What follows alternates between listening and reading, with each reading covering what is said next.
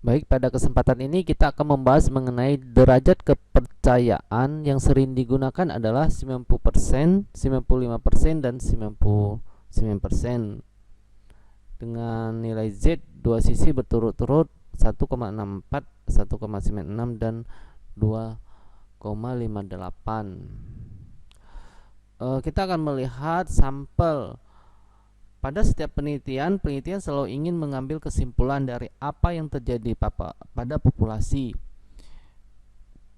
Namun, karena peneliti pada umumnya tidak mungkin mengukur semua subjek yang ada, maka biasanya dilakukan pengambilan sampel.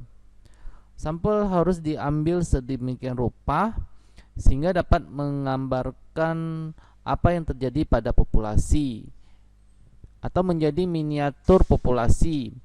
Dalam mengambil sampel ada dua masalah penting yang harus diperhatikan, yaitu validitas, menguji apakah dengan menggunakan sampelnya peneliti benar-benar dapat mengukur apa yang ingin diukur. Misalnya peneliti ingin mengetahui rata-rata lama tunggu pasien yang berobat di poliklinik penyakit dalam. Jika peneliti melakukan pengamatan pada pasien-pasien yang datang pada jam pagi hari pada 10 hari pertama di bulan Januari, maka kemungkinan sebagian besar sampelnya akan tidak valid. Sampel tersebut tidak dapat menggambarkan waktu tunggu pasien yang datang di sore hari serta pasien yang datang di pertengahan dan di akhir bulan. Validitas merupakan konsep yang sangat penting dalam pengambilan sampel, namun sering dilupakan. Konsep ini berkaitan dengan cara sampel diambil dan tidak berkaitan dengan beberapa besar sampel yang diambil. Sampel yang banyak dan belum menjamin validitasnya.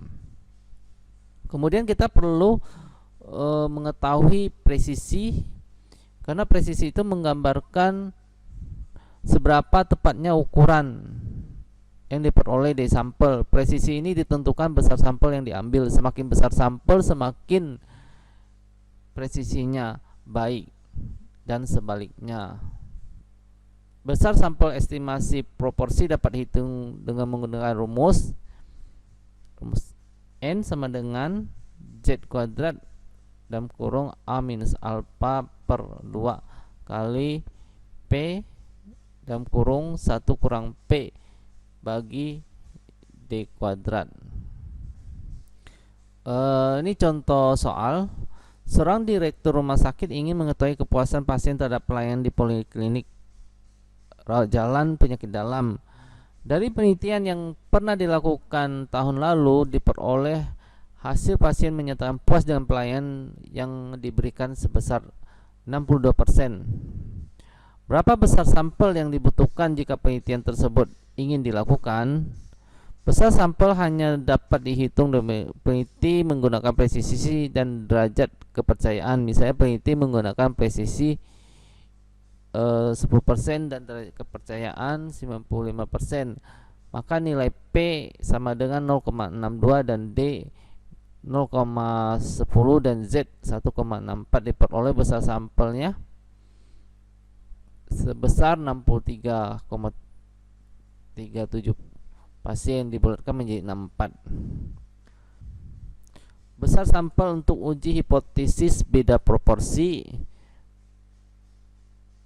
Ini menggunakan rumus estimasi proporsi. Jika peneliti ingin melakukan estimasi proporsi, seringkali peneliti ini dilakukan untuk melihat perbedaan proporsi pada dua kelompok atau lebih, misalnya membandingkan kelompok keberhasilan terapi obat A dibandingkan obat B. Jika tujuan penelitian ada membandingkan proporsi pada dua kelompok, maka besar sampel dapat dihitung.